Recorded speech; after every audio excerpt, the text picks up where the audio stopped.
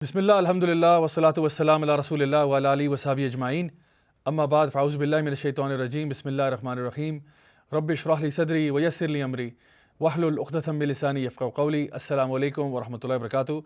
اور ایک دفعہ پھر خوش آمدید ہمارا پروگرام جواں تم چلے ہو کہاں۔ میرا نام راجہ ضیاء الحق ہے اور آج ہم بات کر رہے ہیں مقصد حیات کے اوپر۔ خواتین و حضرات، کبھی کبھار لائف میں ایسا ہوتا ہے کہ ہمیں کچھ ٹائم نکالنا پڑتا ہے اپنے آپ کو ری ایویلیویٹ کرنے کے لیے، یا یہ چیز دوبارہ سے دہرانے کے لیے کہ آخر ہم اس دنیا میں آئے کیوں۔ اللہ سبحانہ تعالیٰ قرآن مجید میں ارشاد فرماتے ہیں کہ وما خلقت الجن والانس الا لیعبدون۔ سورہ الذاریات کی یہ بڑی اہم آیت ہے ہمارے سامنے کہ اللہ تعالیٰ جس میں ہماری پوری تخلیق کا مقصد بیان کر رہے ہیں کہ اللہ تعالیٰ نے ہمیں کسی مقصد کے لیے پیدا نہیں کیا سوائے اس کے کہ ہم اللہ تعالیٰ کی بندگی کریں۔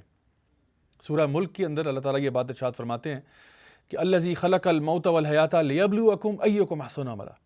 ہم نے زندگی اور موت کو پیدا کیا تاکہ تمہارا امتحان لیا جائے کہ تم میں سے سب سے اچھے اعمال کون کرتا ہے۔ ایک کہانی ہم نے سنی تھی جہاں پہ دو ٹیمیں بن گئیں، ایک بزرگوں کی اور ایک جوانوں کی۔ اب دو بزرگ ایک طرف ہیں، دو جوان ایک طرف ہیں، دونوں ہی لکڑہارے ہیں، اور انہوں نے مقابلہ کیا کہ بھئی ہم یہ دیکھتے ہیں کہ کون جو ہے ایک دن کے اندر زیادہ سے زیادہ درخت کاٹ سکتا ہے۔ اب جو بزرگ تھے وہ بڑا ایکسپیرینس تھا ان کے پاس، جوان جو تھے وہ کہتے تھے ہمارے پاس قوت بازو ہے، ہم بہت زیادہ زبردست طریقے سے درخت کاٹیں گے۔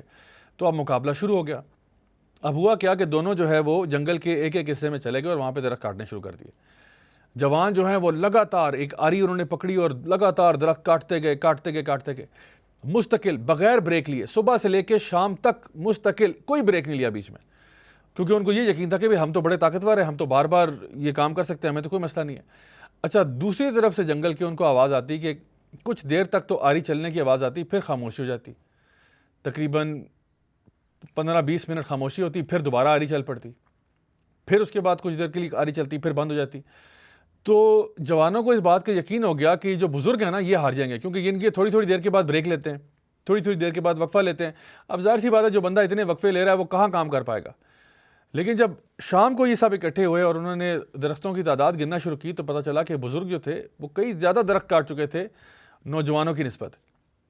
تو جوانوں نے ان سے سوال پوچھا کہ یہ کیسے آخر ہو گیا، آپ نے تو بریکس بھی لیے ہیں بیچ میں لیکن پھر بھی آپ آگے نکل گئے، وہ کیسے؟ تو انہوں نے کہا کہ جس کو تم بریک سمجھ رہے تھے، اصل میں وہ ٹائم ہم نکالتے تھے اپنی آری کو تیز کرنے کے لیے۔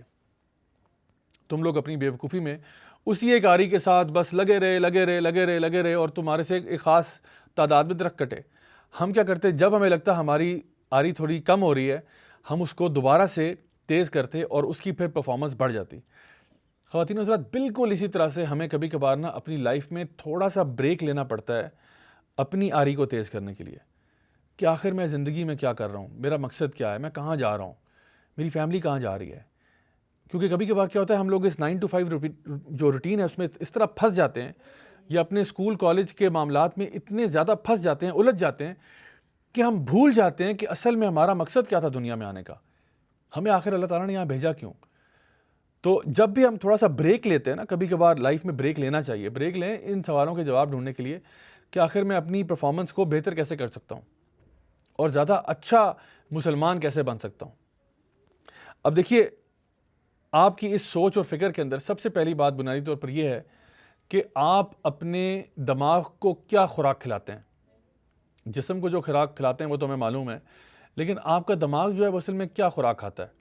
آپ جس قسم کے پروگرامز ٹی وی پہ دیکھنا پسند کرتے ہیں، جس قسم کی سوشل میڈیا کے ساتھ آپ کا انٹریکشن ہے، جس قسم کی کتابیں آپ پڑھتے ہیں، جس طرح کے دوست یار آپ کے ہیں، یہ بات جان لیں کہ جس طرح کے لوگوں کے ساتھ آپ کا آج اٹھنا بیٹھنا ہے، جس طرح کے میڈیا سے آج آپ ایکسپوزڈ ہیں، اس کا ڈائریکٹ نتیجہ نکلے گا اس انسان کی شکل میں جو آپ بننے جا رہے ہیں آج سے 5 سال کے بعد۔ یعنی جو کچھ آج آپ کر رہے ہیں اس کا اثر ہو سکتا ہے 5 سال بعد نظر آئے، 10 سال بعد نظر آئے۔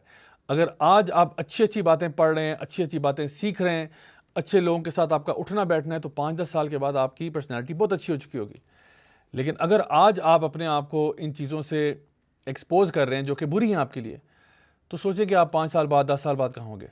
تو جو بھی یاد رکھیں، دنیا میں کامیاب ترین لوگ ہوتے ہیں نا، وہ اپنے سب سے پہلے یہ اس کا بڑا خیال رکھتے ہیں کہ ان کا جو ذہن ہے وہ کس قسم کا کھانا جو ہے وہ روزانہ کھاتا ہے۔ اس میں دو قسم کے لوگ پائے جاتے ہیں. ایک وہ لوگ ہوتے ہیں جن کو اب کہتے ہیں کہ وہ لوگ ری ایکٹیو قسم کے لوگ ہوتے ہیں, اور ایک ہوتے ہیں وہ جو بڑے پرو ایکٹیو لوگ ہوتے ہیں. ری ایکٹیو لوگ وہ ہوتے ہیں جو معاشرے کی یعنی آپ سمجھ لیں کہ جو بھی ان کے اوپر مصیبتیں پریشانیاں آ رہی ہیں ان کا ایک ری ایکشن بن جاتے ہیں, کہتے ہیں بس میرے ساتھ چونکہ یہ ہو گیا اب دیکھیں میں تو ایسا ہی ہوں. لیکن جو پرو ایکٹیو لوگ ہوتے ہیں نا, وہ ہر ہونے والی چیز کو اپنے فائدے کے لیے نکالنے کی کوشش کرتے ہیں. مثال کے طور پہ ایک باپ کی مثال ہے جو کہ بہت ہی عیاش قسم کا تھا, بہت ہی شرابی کبابی قسم کا. اس کے دو بیٹے, ایک بیٹا اس سے بھی 2 ہاتھ آگے چلا گیا جو چھوٹا بیٹا تھا, اور جو بڑا بیٹا تھا وہ بہت ہی نیک ہو گیا. دونوں سے جب یہ پوچھا گیا کہ بھئی آخر تم ایسے کیوں ہوئے, تو دونوں کا جواب ایک ہی تھا کہ جس کا باپ ایسا ہو اس کے بیٹے سے آپ کیا امید رکھتے ہیں.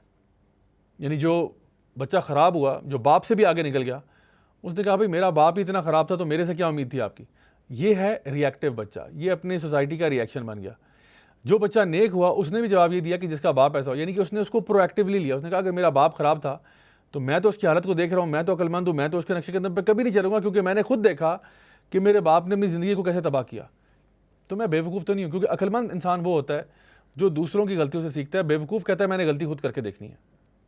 عقل مند انسان ہمیشہ دوسروں کی غلطیوں سے سیکھتا ہے, وہ پرو ایکٹیو ہوتا ہے, وہ ہر چیز کو انالائز کرتا ہے. جب بھی اس کے لائف میں کوئی ڈیفیکلٹی یا مصیبت یا پرابلم جو بھی آتی ہے, وہ سب سے پہلے یہ سوچتا ہے کہ بھئی آخر میں اس کو کیسے ڈیل کروں, اور اس کو ڈیل کرنے کا بیسٹ طریقہ کیا ہوگا. کیونکہ جان لیں ہمیں اللہ تعالیٰ نے یہ تو بتا دیا کہ زندگی میں آپ کا ٹیسٹ ہوگا, الذی خلق الموت والحیات لیبلوکم ایکم احسن عملا, یعنی آپ کا آزمائش تو آپ کی ہوگی, لیکن دیکھنا یہ ہے کہ آپ میں سے اچھے عمل کرنے والا کون ہے, اس کو احسن طریقے سے لے جانے والا کون ہے. تو اگر مثال کے طور پہ میری کسی کے ساتھ ٹکر ہو جاتی ہے, اب ٹکر ہونے کے بعد میں اب کیا کروں گا, ری ایکٹیو بنوں گا یا پرو ایکٹیو بنوں گا.